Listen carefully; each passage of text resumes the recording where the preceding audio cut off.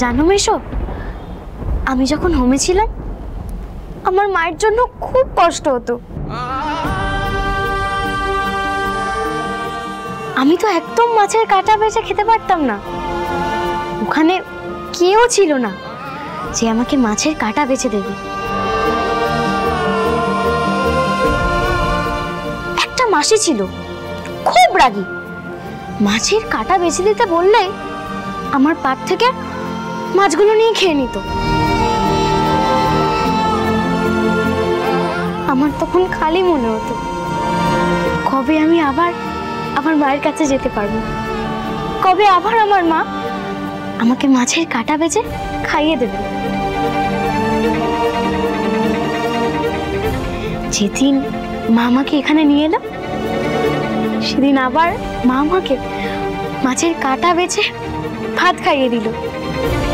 কত দিন বাদে আমি আমার মায়ের হাতে ভাত খেলাম।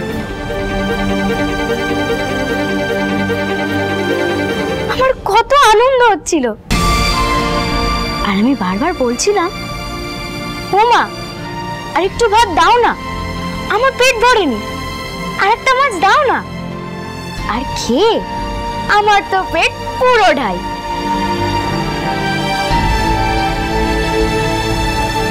মায়ের হাতে খাবার খেলে খাবারগুলো বেশি টেস্টি হয়, তাই না মেশো?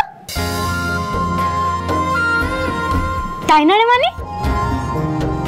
ঠিক বলেছিস তিন্নি। ব্যাস, আই এম ডান। শেষ গড়েসটা খেয়ে যা বাবা। কোথায় যাচ্ছ? লাস্টের গড়াসটা কেউ না খেয়ে যায় নাকি? জানো না লাস্টের গড়াসটা সব থেকে বেশি টেস্টি হয়। আসো ভালো দিদা, খাইয়ে দাও তো। হ্যাঁ দিচ্ছি, আয় বাবা। ফিনিশ, কি মজা। যাই মাকে গিয়ে বলে আসি।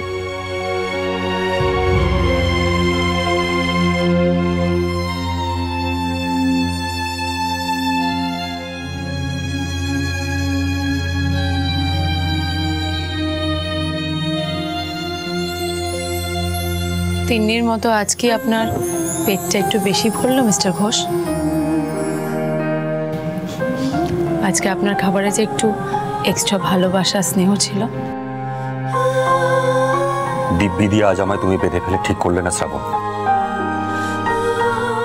আর তুমি ভালোবাসা আর সম্মান জোর করে আদায় করা যায় না।